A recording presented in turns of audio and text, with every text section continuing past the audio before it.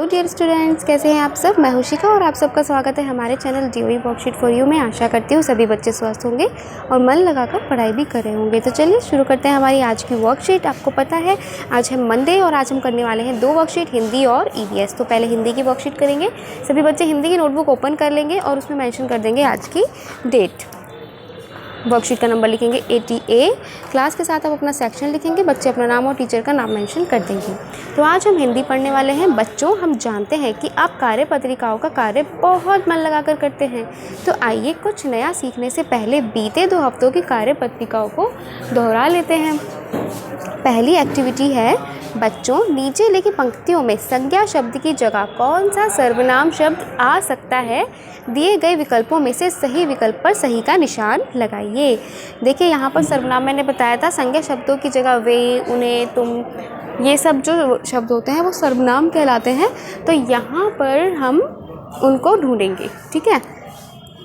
पहला है प्रतिभा ने खाना खाया। इसकी जगह हम क्या यूज़ कर सकते हैं, वह, उस, तुम या तुम्हारा, ठीक है। तो यहाँ पर वह नहीं आएगा, उस नहीं आएगा, यहाँ पर तुम्हारा भी नहीं आएगा। यहाँ पर हम यूज़ करेंगे उसने, ठीक है, या तुमने। ने लगा हुआ है ना, तो हम यहाँ पर उस लगा सकते हैं या तुम लगा सकते हैं। उसने खाना खाया, तुमने खाना खाया। अगर ने नहीं होता तो हम उस खाना खाया नहीं कर सकते थे, ठीक है। तो यहाँ पर फर्स्ट हो जाएगा। सेकंड है विशाल कहाँ जा रहा है। यहाँ पर है वह और तुम, हम। तुम कहाँ जा रहे हो, वह कहाँ जा रहा है या हम कहाँ जा रहे हैं। देखिए यहाँ पर 3rd पर्सन की बात हो रही है, यानी कि हम पूछ रहे हैं कि विशाल कहाँ जा रहा है।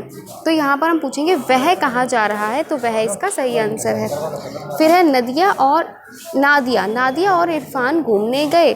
तो यहाँ पर क्या आएगा, आप घूमने गए, हम घूमने गए या उसने घूमने गए, ठीक है। तो यहाँ पर आएगा नदिया और इरफान दोनों का नाम है, आप और आप घूमने गए, ठीक है। आप और हम घूमने गए, इस तरीके से भी हो सकता है। तो यहाँ पर है आप और हम, ठीक है, 2 जुड़े हुए हैं, आप और हम घूमने गए। सेकंड है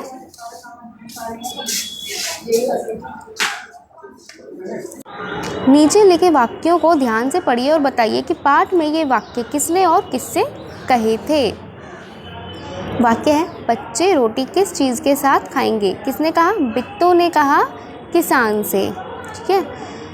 देखिए इसके लिए आपको चैप्टर्स पढ़ने पड़ेंगे जो आपने पढ़े थे। शेर राजा हमारी गाय तो बड़ी मरियल है। तो यहाँ पर आप, तो ये कहा था किसान ने, किससे कहा था, शेर से, ठीक है। शेर राजा हमारी गाय तो बहुत मरियल है, ठीक है। नेक्स्ट देखते हैं।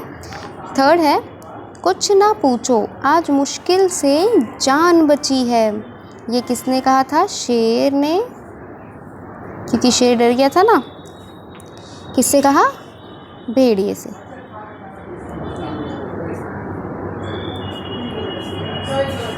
ठीक है। फिर है मार मार कर मैं तेरा कचूमर निकाल दूंगा। ये किसने कहा था, इसको ऊपर करते हैं पहले थोड़ा सा, ठीक है। तो ये कहा था धोबी ने, और किससे कहा था, बाघ से, ठीक है। तो यहाँ पर हमने ये कंप्लीट कर लिया है। तो हमारे फर्स्ट और सेकंड कंप्लीट हो गए हैं। फर्स्ट का आंसर उस या तुम कुछ भी हो सकता है, फिर वह, फिर यहाँ सेकंड का आंसर, 3rd का आंसर था हम, ठीक है। यहाँ पर आप और हम दोनों अगर अलग अलग लिखना चाहें तो आप यहाँ पर इसकी जगह आप और हम यूज़ कर सकते हैं, वरना आप पूरे सेंटेंस को भी चेंज कर सकते हैं। इस पूरे की जगह आप हम लिख सकते हैं, हम घूमने गए, ठीक है। तो हम इसको हम ही ले लेते हैं। सेकंड में मैंने बता दिया किसने किसको क्या कहा, ठीक है। तो यहाँ पर क्लियर नहीं हो रहा हो तो किसान ने शेर से, शेर ने भेड़िए से, धोबी ने बाघ से, ठीक है। जो भी कहा आप चैप्टर्स पढ़ेंगे तो आपको ये चीज़ें क्लियर हो जाएंगी। 3rd एक्टिविटी है, नोटबुक में करेंगे 1st एंड 2nd क्वेश्चन सभी बच्चे। 3rd एक्टिविटी है बच्चों, अरमान ने चित्र पहचान कर उनका नाम तो लिख दिया है पर उसे इन सभी के समानार्थी शब्द नहीं पता। आइए समानार्थी शब्द लिखने में उसकी सहायता करें। देखिए पोखर का समानार्थी मतलब जिसका अर्थ सेम हो, मतलब एक जैसा हो, ठीक है। तो पोखर को हम क्या बोल सकते हैं, तालाब भी बोल सकते हैं, ठीक है। शेर को हम बोल सकते हैं सिंह, इनका दूसरा नाम बताना है। सूरज को हम बोल सकते हैं सूर्य, भानु, दिवाकर, ये भी इसके नाम हैं। फोर्थ एक्टिविटी है, नीचे दिए गए प्रश्न को ध्यान से पढ़िए और सही उत्तर के सामने सही का निशान लगाइए। पहला है, आपकी पाठ्य पुस्तक की पाठ टिप टिप वा में टिप टिप वा किसे कहा गया है? कोई जानवर है, किसी राक्षस का नाम है, या पानी टपकने की आवाज़ है? अगर आपने पाठ पढ़ा है तो आप समझ गए होंगे पानी टपकने की आवाज़ को टिप टिप वा कहा गया है। लास्ट है, अभिभावकों के लिए सुझाव, बच्चों को बातचीत के माध्यम से बताइए कि हमें प्रत्येक कार्य को एकाग्रचित होकर पूरी लगन से करना चाहिए। एकाग्रचित होकर कार्य करने से हमें सभी कार्यों में सफलता मिलती है। ठीक है। कोविड-19 के दौरान अपेक्षित व्यवहार है, अपने हाथों को साबुन और पानी से नियमित रूप से धोएं। और अगर आप घर से बाहर जाते हैं तो आते ही सबसे पहले हाथों को धोना है, फिर वो अपने किसी भी चीज़ को, किसी भी वस्तु को छूना है। ठीक है। तो चलिए, क्लास 3 की हिंदी की वर्कशीट समाप्त होती है। ईवीएस की वर्कशीट की तरफ चलते हैं। ईवीएस की वर्कशीट के लिए सभी बच्चे ईवीएस की नोटबुक में डेट मेंशन करेंगे, वर्कशीट नंबर लिखेंगे, बच्चे अपना नाम, टीचर का नाम और क्लास के साथ सेक्शन ज़रूर लिख देंगे। प्यारे बच्चों, हम अपने दैनिक जीवन में संचार से संबंधित बहुत से माध्यमों का इस्तेमाल करते हैं। जिन माध्यमों द्वारा अपने विचारों और सूचनाओं का आदान प्रदान कर पाते हैं, उन्हीं माध्यमों को संचार के माध्यम यानी कि मीन्स ऑफ कम्युनिकेशन कहा जाता है। आज इन्हीं साधनों के द्वारा हम कोई भी सूचना और जानकारी आसानी से एवं कम समय में प्राप्त कर भेज सकते हैं। यही संचार के माध्यम हम सभी को एक दूसरे से जोड़ कर रखते हैं। तो आप समझ गए होंगे संचार के माध्यम क्या होते हैं बेटा। कम्युनिकेशन मतलब एक दूसरे के साथ बातचीत करने के जो भी मीडियम्स हमारे पास होते हैं उन्हें हम संचार के माध्यम यानी कि मीन्स ऑफ कम्युनिकेशन बोलते हैं। जैसे कहीं कोई दूर रहता है तो हम उससे बात करने के लिए आजकल फ़ोन का यूज़ करते हैं। पास में भी है कोई, घर से कोई बाहर गया है तो हम मम्मी पापा से बात करने के लिए भी फ़ोन का यूज़ करते हैं ना। सबसे ज़्यादा यूज़ होने वाला कम्युनिकेशन का मीन यही है, मीन ऑफ कम्युनिकेशन जो हम यूज़ करते हैं। और हमें कहाँ कहाँ से दूसरों के विचार प्राप्त होते हैं। ठीक है। टीवी है, देखिए कौन कौन से माध्यम है यहाँ पे हम पढ़ लेते हैं। पहला है, बच्चों संचार से संबंधित कुछ माध्यमों को नीचे चित्रों द्वारा दर्शाया गया है। संचार के माध्यमों से नाम को पहचान कर क्रम अनुसार अपनी कॉपी में लिखिए। इनकी आप अगर पिक बनाना चाहें तो आप बिल्कुल बना सकते हैं, बहुत ही आसान है अपने अकॉर्डिंग। ठीक है। तो यहाँ पर पढ़ते हैं। पहला है न्यूज़पेपर, इनके नाम भी लिखने हैं। न्यूज़पेपर अखबार, अखबार से भी बहुत सारी सूचनाएं प्राप्त होती हैं, तो मीन्स ऑफ कम्युनिकेशन एक न्यूज़पेपर है। फिर है हमारा खत, ठीक है, लेटर्स के थ्रू भी हम भेजते हैं। टीवी से हमें बहुत सारी इन्फॉर्मेशन मिलती है। टेलीफोन, कंप्यूटर, मेल करते हैं हम एक दूसरे के साथ, है ना। तो अपनी जितनी भी चीज़ें हैं वो हम, और लैपटॉप वगैरह में भी आजकल वीडियो कॉल हो जाता है। बुक्स हैं, मीन्स ऑफ कम्युनिकेशन यानी कि हम दूसरों के विचारों को ग्रहण करते हैं। ठीक है। बुक, किताबें हमें बहुत कुछ सिखाती है ना, तो हम उससे बहुत सारे विचार, अच्छी आदतें, अच्छे विचार हम ग्रहण करते हैं, तो ये मीन्स ऑफ कम्युनिकेशन में आता है। नेक्स्ट है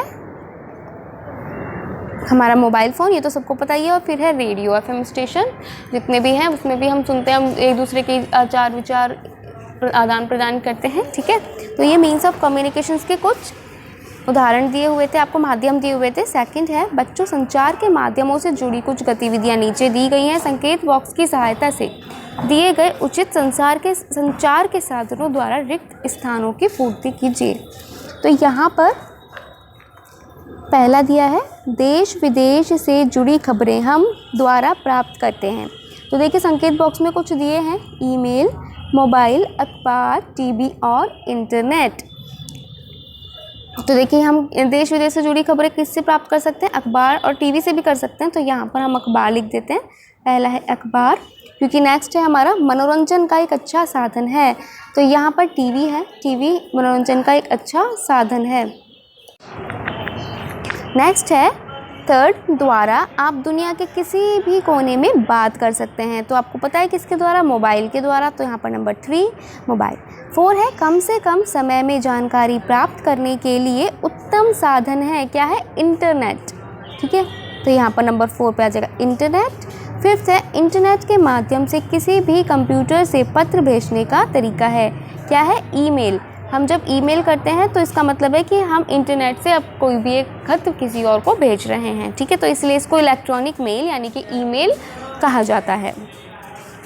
ये आपको नोटबुक में लिखना है। थर्ड एक्टिविटी पर आते हैं बच्चों। डाकघर पोस्ट ऑफिस संचार का प्रमुख माध्यम है। डाकघर में इस्तेमाल की जाने वाली कुछ चीज़ों के चित्र नीचे दिए गए हैं। संकेत बॉक्स की सहायता से इन चित्रों के नाम क्रमानुसार अपनी कॉपी में लिखिए। तो सभी बच्चे यहाँ पर जितनी 3 चीज़ें दी हुई है इनके नाम अपनी कॉपी में लिखेंगे। ठीक है, संकेत बॉक्स में नाम दिए हैं स्पीड पोस्ट, एरोग्राम और पार्सल। ठीक है, चलिए देखिए, पहला जो है ये है हमारा एरोग्राम, दूसरा है हमारा पार्सल और ये तीसरा है हमारा स्पीड पोस्ट। ठीक है, यानी कि स्पीड से जाने वाली पोस्ट, जिसमें कम समय में इसे एक जगह से दूसरे स्थान पर पहुंचाया जाता है। तो आप इनका चित्र भी बना सकते हैं और इनको कॉपी में ज़रूर लिखना है। एक्टिविटी है घर में उपलब्ध गत्तों या कागज़ों की सहायता से टेलीफोन बनाएं, जैसे हमने बनाया है। देखिए कितना सुंदर टेलीफोन बनाया है। आप तार की जगह रिबन या धागे का प्रयोग कर सकते हैं। यहाँ पर अपने अध्यापक या अध्यापिका के साथ गतिविधि साझा कीजिए। अभिभावकों के लिए सुझाव है, पुराने समय से संबंधित संचार के माध्यमों की कुछ रोचक बातें बच्चों के साथ साझा कीजिए कि पहले के समय में जब मोबाइल नहीं होते थे तब संचार का माध्यम क्या था और वो कैसे होता था। COVID appropriate behaviour CAB message है, keep maintaining physical distance of 6 feet और 2 यार्ड्स। 2 गज की दूरी कम से कम आप एक दूसरे के साथ बनाकर रखें। आज की वर्कशीट यहीं पर समाप्त होती है। मिलते हैं अगली वर्कशीट के साथ। तब तक के लिए खुश रहिए, स्वस्थ रहिए और मन लगाकर पढ़ते रहिए। अगर आप हमारे चैनल पर नए हैं तो प्लीज़ चैनल को सब्सक्राइब करें, वीडियोज़ को लाइक करें और शेयर करना बिल्कुल ना भूलें। Thank you.